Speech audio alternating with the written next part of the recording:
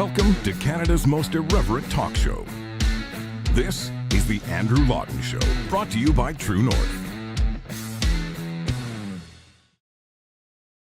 Hello and welcome to you all. This is the Andrew Lawton Show, Canada's most irreverent talk show here on True North. Great to have you with us. 1 p.m. Eastern, 10 a.m. Pacific, 11 a.m. in the wonderful province of Alberta. I always forget what time it is in Saskatchewan because I know that half the year it's in a different time zone than the others. So I just choose. I love Saskatchewan. I've been there several times, but I choose to gloss over it in the time zones. I want to say they're 2 hours behind, but they may actually be 1 hour behind. To be honest, it may be like Saturday morning at 4 a.m. in Saskatchewan. Who knows these days? And then if we head over to our wonderful friends in Atlantic Canada, it is just 2 p.m. in much of the Maritimes, but of course 2:30 for all you crazy cats in Newfoundland. So wherever you are in this great country or beyond, I welcome you to the show. You are probably having a better day, whoever you are and wherever you are, than Anthony Rota, the Speaker of the House of Commons. We spoke about him yesterday. He was the chap who introduced and honored a Canadian hero who happened to be a Ukrainian Nazi veteran on Friday. I mean, who among us has not made that mistake at work?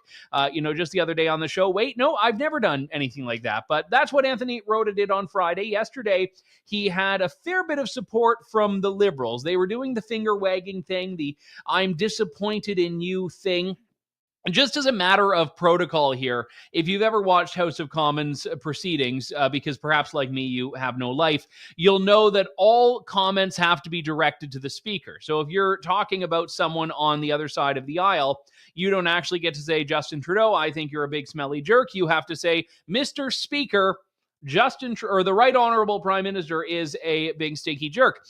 So when you're complaining about the Speaker, you actually get to talk to the Speaker, and he's just got to sit there and at the end of it go, thank you for your comment, and move on. So he has had to be bearing these slings and arrows of members of Parliament, deservedly so. But what was interesting is how the Conservatives were the ones trying to throw him a bone. We saw one such example of this from Chris Warkentin, a Conservative MP from Alberta, who was like, I mean, the Speaker must have wanted to leap out of his chair and give him a big old hug for this. Mr. Speaker, I know your desire to take this on, but I don't believe for a second that you went, verified each person who was invited to this place, verified that they were not a security risk, and then stood at the door and let them in. I know that wasn't the truth. So this attempt by the government to state that this was your doing and your doing alone, that you alone are responsible and that they bear no responsibility, is to send a signal to all Canadians and all of our allies that we're not serious about anything. Well, I'm not going to take collective responsibility for what, in fact, is the government's responsibility. And, Mr. Speaker, I'd recommend you not do it either. That was Chris Warkentin throwing Anthony Rota a bit of a bone there. We also saw a similar comment from Michael Barrett, a Conservative MP, who you may recall Michael Barrett as the guy that led the charge on the WE scandal as the ethics critic, which is a very, ethics critic used to be a very minor position, but the ethics critic became a pretty important role when you're the official opposition against the Trudeau government. But I digress. Here was Michael Barrett. Time and time again, this Prime Minister and his Liberal House leader say, I had no idea, it didn't involve me. Time and time again, this Liberal Prime Minister fails in his duties to Canadians and has someone else take the fall. This week, it looks like he's going to come to you, Speaker, and ask you to leave and to take the garbage out with you on the way out. Is that really what this government wants to show to Canadians? The Honourable Government House Leader. Mr. Speaker, again, that honourable colleague would have seen your statement yesterday, heard your apology in the House today, where the Speaker confirmed that this was his decision and his decision alone to invite this individual from his riding, to acknowledge him in the gallery. We were all caught off guard by this. We all stood and applauded because we were led to believe that this was an individual who he was not. And that is something that hurts all of us and embarrasses all of us, but there was no prior knowledge from the government.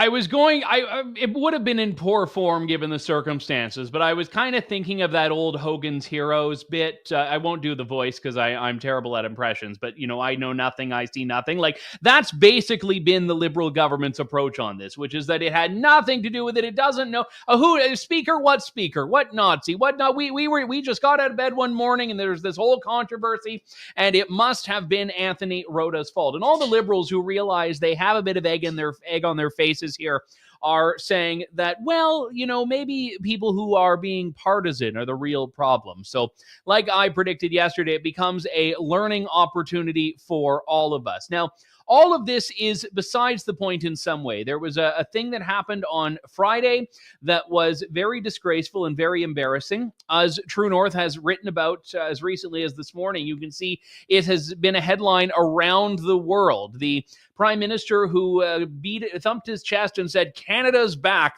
when he was elected, has presided over yet another global laughingstock that is a made-in-Canada export. We're not exporting a lot of stuff. We're not exporting as much oil, but you better believe we are exporting national shame with abandon. If you could invest in national shame, you'd actually be a very rich person, because that stock is getting higher and higher in value with each passing day of this government. Now, this is, for a lot of people, very challenging. Jews who were trying to commemorate and honor Yom Kippur, the holiest day of the Jewish calendar, have instead been speaking around their dinner tables and lunch tables about this and about the shame they feel. And I am not Jewish. I know many, many Jewish people, and I have a great many Jewish friends, and I've loved my 2 times in Israel. And I think these people have been through a fair bit. And the historic trauma they carry about the Holocaust is certainly emblazoned when acts of Holocaust denial or Holocaust diminishment come up, or even ignorant things like this that are re-traumatizing those who have a very deep history with the Nazis for understandable reasons, are upset about stuff like this.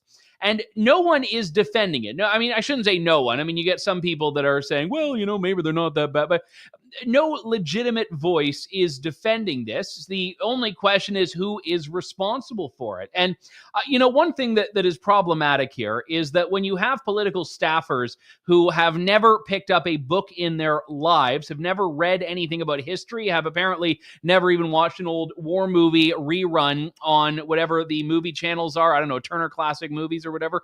These people who, I don't even know if they get to, I don't really watch that myself, so I'm not judging there. But you get these people who know nothing about history, where anyone could have just looked at this and said, hang on, fighting against the Soviets in World War II. Okay, something, but maybe I'm just going to Google. 30 seconds of Googling, this problem is solved, unless, as Ezra Levant purported yesterday, this was not an accident at all, but was perhaps something more intentional. Who knows?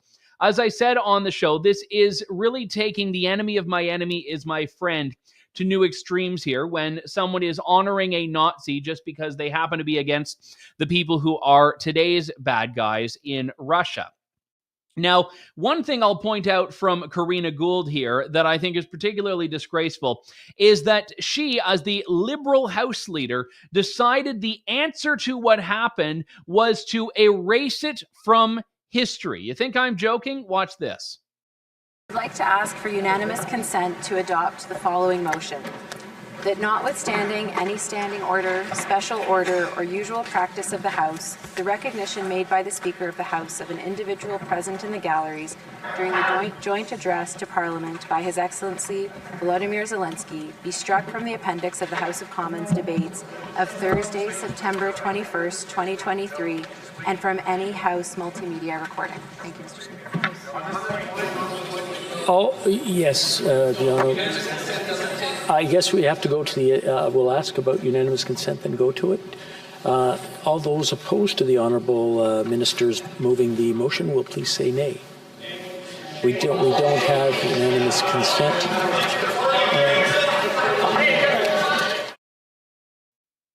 This may seem like a bit of parliamentary theatrics, but what happened here is the Liberal House Leader introduced a motion to go back to the Hansards, which is the official record of every word uttered in the House of Commons going back to Confederation in 1867, and she wanted to have that edited out. So if you were to read through it, there would basically be a gap, and nothing would have happened. It was as though nothing, it was that it would never took place. And even the official parliamentary video record, it would be edited out. So you'd be scrolling through and there'd be like a 30-second jump there and you'd wonder, oh my goodness, what was that? Maybe there was a tech glitch, but that's what they wanted to do. Talk about Orwellian censorship, to go back and cover up this disgraceful episode by pretending it never happened. This is not the first time this has taken place. You may recall a few years back, I believe it was 2019, or it may have been 2018. And what is 2018, actually? There was a debate on Parliament Hill in a committee on online hate, and I was there covering it. Mark Stein, my colleague Lindsay Shepherd, and John Robson were the witnesses.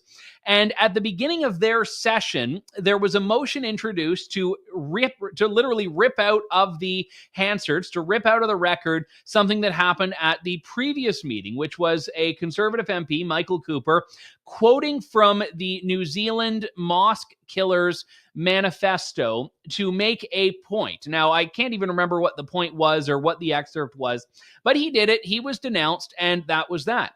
And people could see what he said, they could see the denunciation, and they could decide for themselves in the full context what the appropriate response was.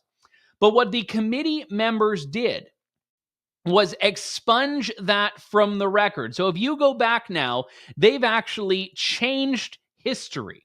They have changed the audio and video feed of that meeting. They've changed the written transcript and have removed it. Now, fortunately, in this day and age, people like me have captured and transcribed these things before they can do it. We would have had a video clip that we could have shared. But in the official record, if you are a historian 50 years ago looking for a debate that took place in Parliament Hill, you would have an amended version. And I know I'm focusing a lot on this, but you can actually not, in my view, overstate the significance of a government whose response to a shameful display like this is to pretend it never happened, that believes the antidote to a wrong is to rewrite history and make an erasure of this nature rather than to own up to it and to be held to account for it, which in some people's minds will be solved if Anthony Rota tenders his resignation, as I'm hearing some sources say could be coming as quickly as at 2 o'clock Eastern today, so in about 45 minutes. Let's talk about this in a bit more detail here. Aaron Wudrick joins me. He is the Domestic Policy Director for the Macdonald-Laurier Institute, and it's always good to talk to him.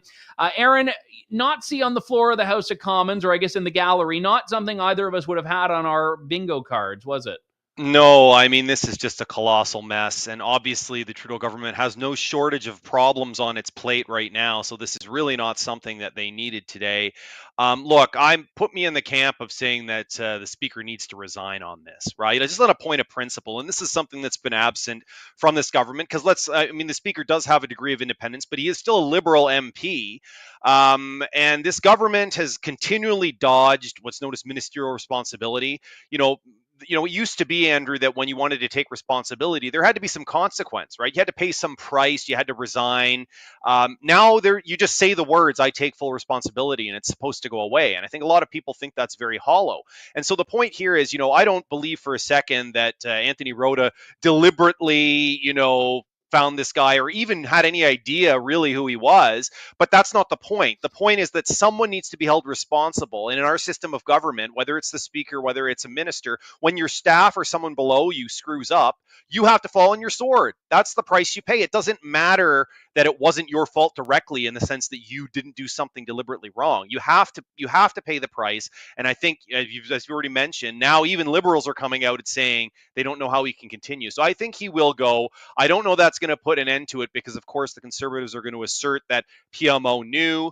I don't know either way whether they did, but it's certainly in keeping with the pattern where this government wants to always throw someone else under the bus and say we had nothing to do with it. It's not our fault. That's just the way they operate, and this situation is no different. Yes, and we certainly see the Liberal government here being very convenient in its detachment of the Speaker as a Liberal member of Parliament from the Liberal Party and Liberal government. I mean, yes, the Speaker of the House of Commons is an ostensibly nonpartisan role, and the Speaker is supposed to preside over debates fairly and even-handedly. But at the end of the day, this is a man elected as a Liberal member of Parliament. And when it was expedient for the Liberals to just throw him under the bus, their point was to stress the independence of the role. The independent Speaker of the House, I think it was the Prime Minister's office had referred to him as in its statement. Yeah, it's very convenient now, right? Again, but it's par for the course for this government. I did want to play devil's advocate a bit on one thing, Andrew, and that is sort of people saying, how could people have missed this? Because you have the Speaker. The real problem is that he was recognized in Parliament, right? The Speaker chose to recognize this person, and in a way, it's a really unfortunate series of events. The only reason this person is there is because he happens to be a constituent of the Speaker, right? The Speaker represents North Bay, Ontario riding. This guy lives in North Bay. Apparently, his son asked the Speaker if he could come. So, it is a little bit unfortunate that nobody did their homework. But the thing is, people say, well, how could you knowingly applaud a Nazi? Well, I would say this, Andrew. In 2023, if someone said, we have a veteran here who is in the Ukrainian First Division who fought the Russians, that sounds kind of, if you're a young person in 2023, there's nothing offensive about that. Of course, if you say they were an SS member who fought the Allies in the Second World War, that is obviously a problem, but that's not the way it was phrased. So I think the language played a big role here, is that, if people had used the right terminology, and as you said earlier, if people had just done a little bit of digging saying, okay, Ukrainian First Division, what is that, right? That could mean something very different in 1944 than it does in 2023. And I think that was the big mistake. Someone did just not connect the dots and say, this person was a literal, Nazi. I simply think that nobody bothered to check. Yeah, and if you look up the history of it, the first Ukrainian division was a bit of a rebranding to, as I've understood, distance from the SS Waffen name. So, yes. That name is itself a euphemism. And I wanted to go back to that comment you made about, just saying you take responsibility doesn't actually amount to it. Pardon the pop culture insertion here, but it reminded me of this moment. I declare bankruptcy!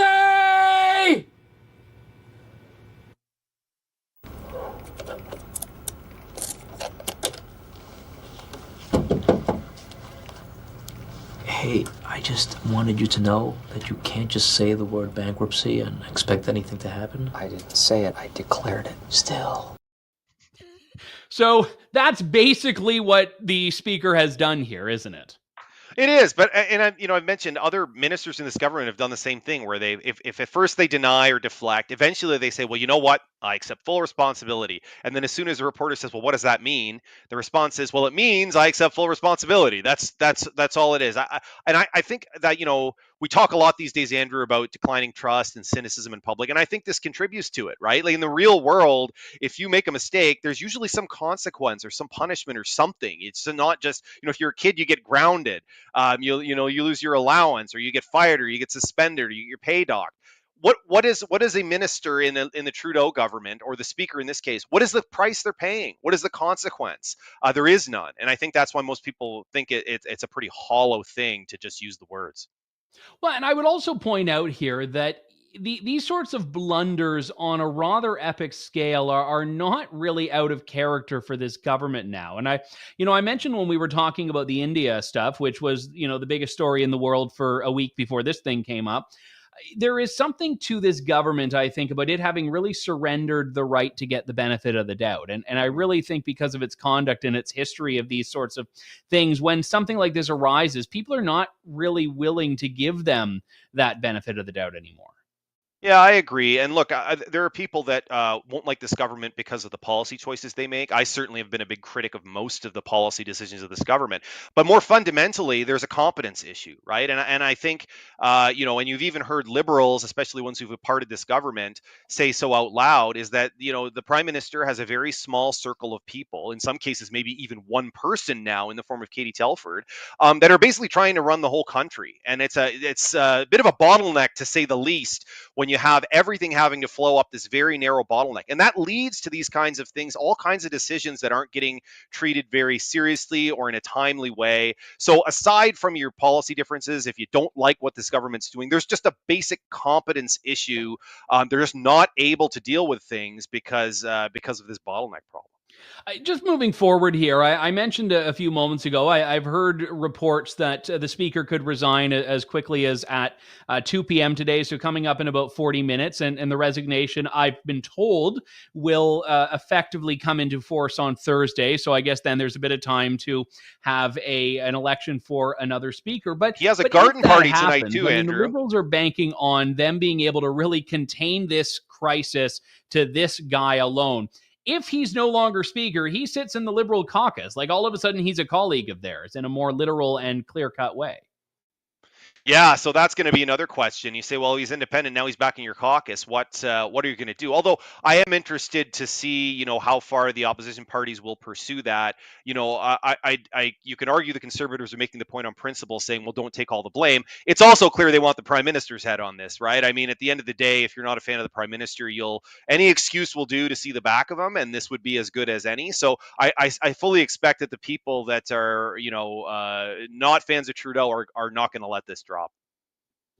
Yeah, and I think one of the big things that we will have to say, I mean, for starters, we put up this poster. We can put up this poster we have. This was the invitation that was sent out to that speaker's garden party tonight, 6 p.m. to 9 p.m. at 15 Barnes Road. I'm only comfortable giving the address because it's already publicly out there and there's a gate, so don't try to crash that party. But so far, I was looking as recently as this afternoon, right before I went on air, not been canceled. I don't know how many people are showing up, though. Yeah, talk about the worst garden party of all time. I mean, that's going to be a real awkward one, especially if the speaker who invited people is no longer speaker by 6 o'clock tonight, by which I think there's decent odds that's the case. So, look, this is just this is a disaster all around. I mean, I'm not privy to the details about who actually knew what, but there are definitely going to be consequences that flow from this. It's not going to be the sort of thing that the government can just turn the page on. Aaron Wudrick is the Domestic Policy Program Director at the Macdonald-Laurier Institute. Thanks so much, Aaron. Always a pleasure. Thanks a lot, Andrew. That was Aaron Wudrick. Now, let me point out here that, I think Anthony Rota does deserve a fair bit of the blame here. I don't believe that he is just a puppet in some decision that was orchestrated by Justin Trudeau.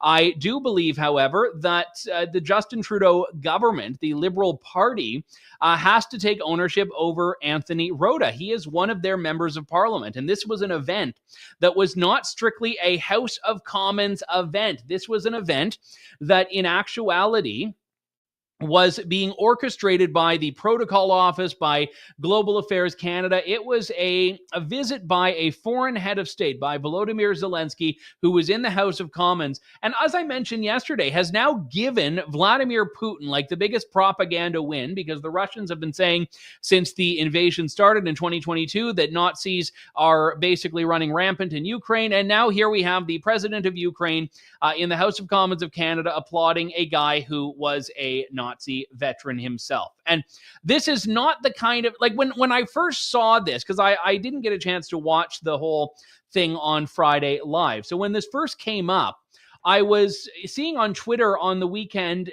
and I was like, surely there's some, like, people torque stuff, and I was looking, surely this isn't as it's being described. And then you look in, and I saw Ezra's Levant's Twitter thread, and then I saw a piece in Forward, again, an American Jewish publication.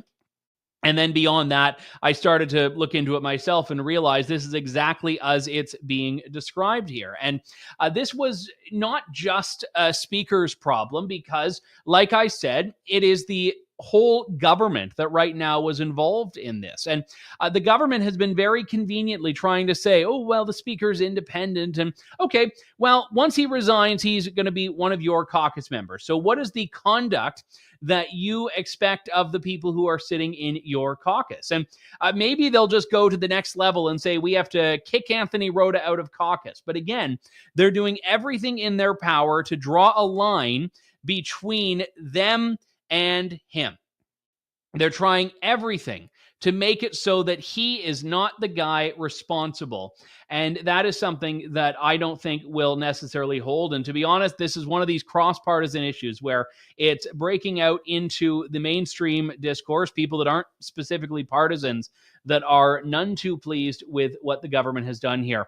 Turning to another issue, you may recall last week we spoke to Rod Giltaca, who is the head of the Canadian Coalition for Firearm Rights. The backdrop of the discussion was the looming deadline for the so-called amnesty period that the federal government has for newly banned guns coming to an end in just about a month and a week. So maybe 5.5 weeks or so until about 1,500 variants of firearms, including AR-15s and Mini-14s that were banned in May of 2020 by Order in Council are going to be no more. They're right now, if you owned one before that Order in Council came in, you've had it locked in your safe, you've not been able to take it out, you've not been able to take it to the range to sell it, and the government's so-called buyback, which, let's be real, is a confiscation scheme, hasn't happened.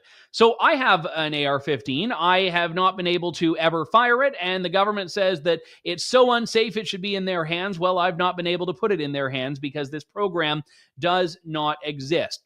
I wanted to shine a light on another dimension of this, which I don't often do on this show, because when I talk about gun issues, usually I'm talking about them from the perspective of gun owners.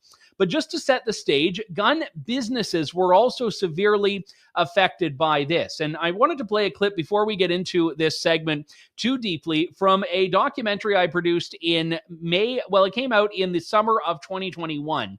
So just after the 1-year anniversary of the Order in Council. And it was called Assaulted, Justin Trudeau's War on Gun Owners. And in this, I took a look specifically in one of the episodes at firearms businesses. And this one in particular, this clip that I'm going to show, spoke about two businesses that were at the time dealing with this for over a year and are in the exact same position nearly 2 years later. Take a look. How is a business like yours supposed to operate when anything that you sell could one day be illegal? On eggshells. Take it a day at a time. I visited Jeff's store 1 year after the Liberals' Order in Council, and there in his warehouse were tens of thousands of dollars of now prohibited firearms. They're illegal to sell or to use and cannot even be sold back to the government despite the promise of a buyback. It's a rule of retail. If you're not moving inventory, you're losing money.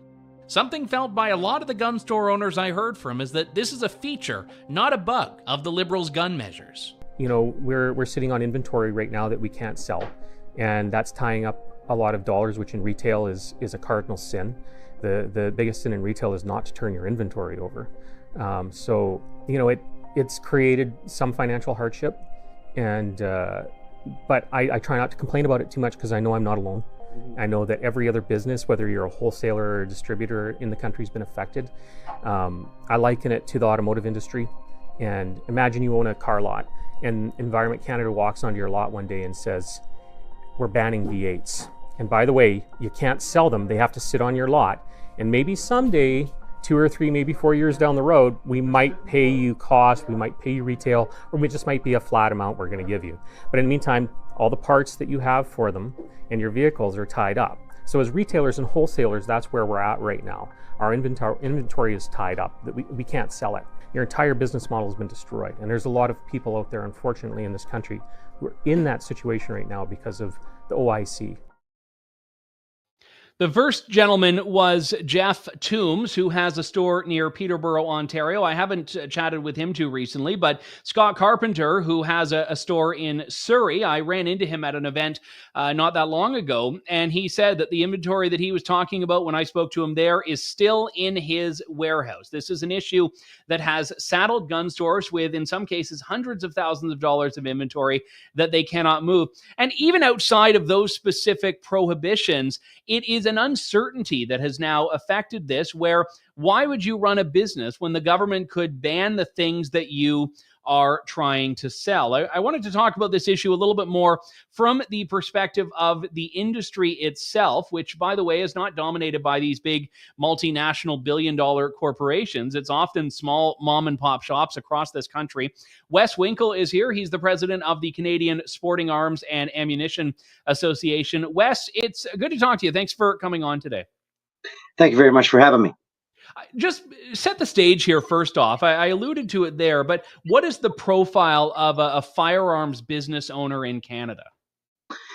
Typically, you hit the nail right on the head. It's one of those things where most of them are mom and pop shops. Typically, you're looking at an employee base of 5 to 12 employees. In many cases, a rural business or in a non-urban area is where most of our businesses are located. One of the things I should point out, when I was filming that documentary in which your predecessor in your position was a featured guest, one of the challenges whenever we were interviewing owners of gun stores is that every 5 minutes someone's walking in and they were old friends. They knew each other. I mean, these things have actually become somewhat of community hubs as well, your neighborhood gun store for people that are in sport shooting and in hunting. And that's not something that a lot of businesses in this day and age get to do. No, it's a very unique situation. It's we always like it, that old hot stove league mentality, where you have a lot of folks coming in on a regular basis to go ahead and chew the fat about their event and their sport, and they like to come in and talk about it. And it's a very small, close knit community for sure, and it crosses a lot of different realms of employment. There's people that are farmers and rural shooters and hunters, but then you have lots of urban gentlemen and ladies that participate in law enforcement and the military that like to practice their craft outside of their work. So there's a lot of different aspects at play. So I know that the handgun ban, when I believe we lost you, so we'll have to get Wes back there. I'm speaking to half of my, there we go. I was speaking to half of my logo there.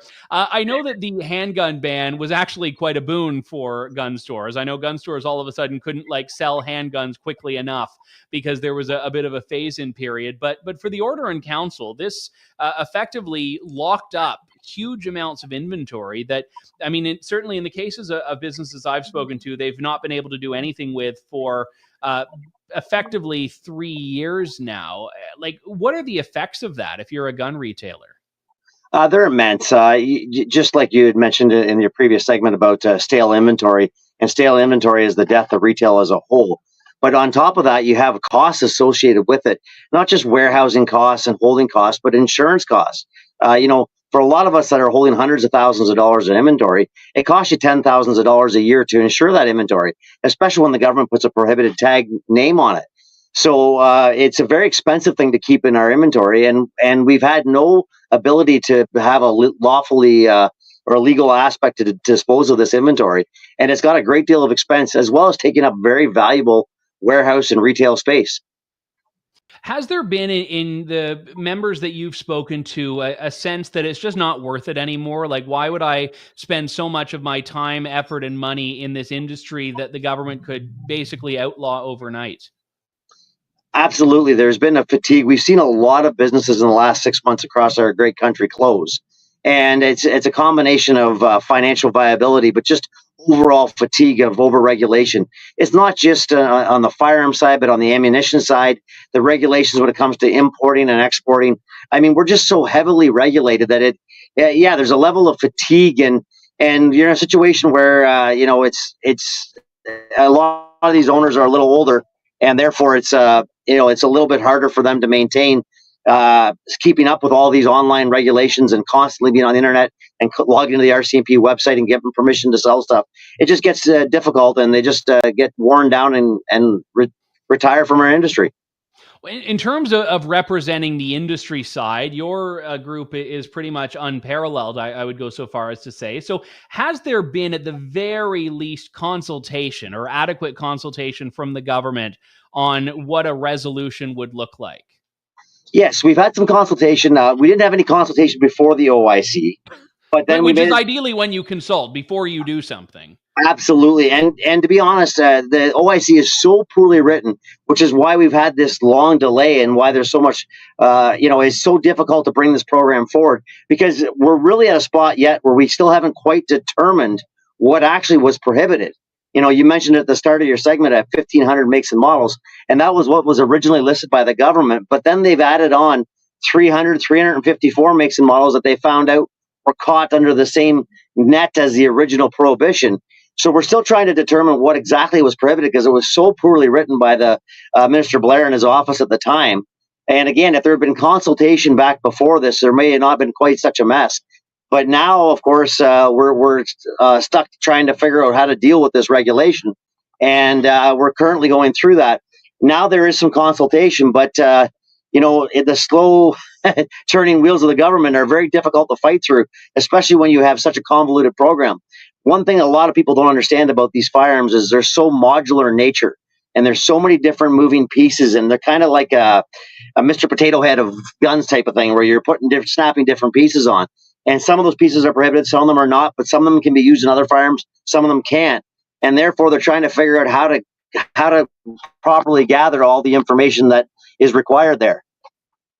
Yeah, and I was actually going to ask about that, because, there certainly is a huge market for accessories for firearms. And I've not been told, and you may have a different perspective of this, but I've not been told that a gun buyback would extend to accessories. So there may be no real way to recoup that money. Well, so again, we only get to deal with the business aspect. We have no interest or no communication on the individual buyback. I mean, from a business perspective, if you have a bunch of accessories in your warehouse, which maybe you can return to the distributor, but maybe you can't. I mean, there may be no compensation for that and no retail market for it now. Yeah, no, there has been extensive consultation on all the parts and the different components of the firearms. There has been an extensive discussion going on about that. Obviously, from our dealer's perspective, because so many of these things are modular in nature, we wouldn't be a part of anything if the parts and accessories were not included. So we've been a large discussion on how those parts will be compensated for, especially from those of our members that are manufacturers. They don't want to have to take the time to assemble these firearms to be turned in. It makes no sense whatsoever to put that extra expense on there. So, they have bins and bins of parts of these manufacturers, and they need to be compensated for as well. Just in closing here, I'll ask you, Wes, about what the dollar value would be. Not an individual dollar value, but in general, the approach to a dollar value would be that would take the sting out a little bit. Because if the government were to say, we'll reimburse you for the cost you purchased this at to businesses, that doesn't really take into account the warehousing, the opportunity cost, if they had to, take out debt, for example, to buy the inventory in the first place. But I also don't think government really wants to be enriching, or in its view, enriching business owners by paying a premium. Like, what would the reasonable middle ground be? Well, there's probably, what is the current retail value of that item is probably where the current middle ground is. It absolutely does not compensate us for our losses. Whenever you have inventory tied up for 3 years, there should be 6 to 12 turns on that inventory, and we're not going to get compensated for that, and we're well aware of that. But at the same time, storage and insurance costs aren't being compensated either. So our losses are still going to be immense. But, the middle ground that I am assuming we're going to hopefully end up at is the retail value for the items. That's remains to be seen if that's where they go. But it still won't take the sting out of it. And especially the biggest cost that our businesses have is the training of staff. It's the marketing that's. I think you muted yourself there, Wes. I apologize. There we go. We got you now. Sorry about that. Some technical stuff there. But yes, we have so much invested in the marketing and the training of our staff, and the sting of that will never go away. It's something that businesses had tens of thousands, if not hundreds of thousands of dollars invested in, and that's all out the window, and it's an absolute collapse of that part of the industry. Wes Winkle is the president of the Canadian Sporting Arms and Ammunition Association. I thank you for making your way through the tech issues there. You solved them better than anyone else we have on the show is usually able to. So thanks very much, Wes. Good to talk to you. All right. And No of course, problem. we Thank ended you with very you much. on mute. I jinxed it there. But in any event, it was good to talk to Wes. And let me say that, I remember there was one interview. You should go back and watch Assaulted. I'm very proud of that. It's at assaulted.ca. And there was one couple I spoke to, Wyatt and Shayna Singer. This, again, husband and wife couple with a beautiful, beautiful young son that lives on this great property out in rural Alberta. And they just started in their shop a firearms manufacturing business because they wanted to design a non-restricted firearm that would suit their needs. And it was entirely modular. They designed it to the letter of the regulation to be non-restricted. And they invested their life savings in this. They learned machining. They bought a bunch of equipment. They did so much. And they made this to follow the letter of the law and the letter of the regulations. And then the government just flips the switch and prohibits it. It basically eliminated the only product this couple sold. And I showed this to a couple of people I know that are not fans of firearms. And one of them in particular had said, well, I don't like guns, but I can't believe what they've done to that couple. And that to me is a win. And I think it's important for gun owners to accept that, as I said in my keynote speech at the Canadian Coalition for Firearm Rights AGM, which you can watch online a couple of months back, people that don't like guns are not going to be wooed over by arguments about how owning guns should be a right. They're going to be wooed over, though, by human stories. And when people see what the government's approach to this has done to ordinary people, to ordinary business owners that could own a bookstore or a gourmet food store or a firearm store or a lawnmower store, it doesn't matter. People start to realize at the very least the injustice in how it's being done, in how the government has just kicked people in this industry because it's decided that it can paint for political points gun owners as villains. So we'll leave it there. My thanks to all of you for tuning in. We'll be back with more of the Andrew Lawton Show and perhaps a new Speaker of the House tomorrow. Well, we probably won't get a new speaker until Thursday, but I will tell you also the event of the century, I'm going to be overly ambitious there, is True North Nation. It is coming to Calgary October 21st, which is a Saturday. It's going to be a full-day event. I'll be there. Rupa Subramanya will be there. Harrison Faulkner, Rachel Emmanuel, and a very, very, very special guest that we will be announcing this week. So you might want to book your ticket now by trusting me that it's going to be a good guest before things sell out, because I think they may sell out once we announce this person. So that is coming up, and I do hope to see you all there. We will talk to you tomorrow, though. Thank you, God bless, and good day to you all. Thanks for listening to The Andrew Lawton Show. Support the program by donating to True North at www.tnc.news.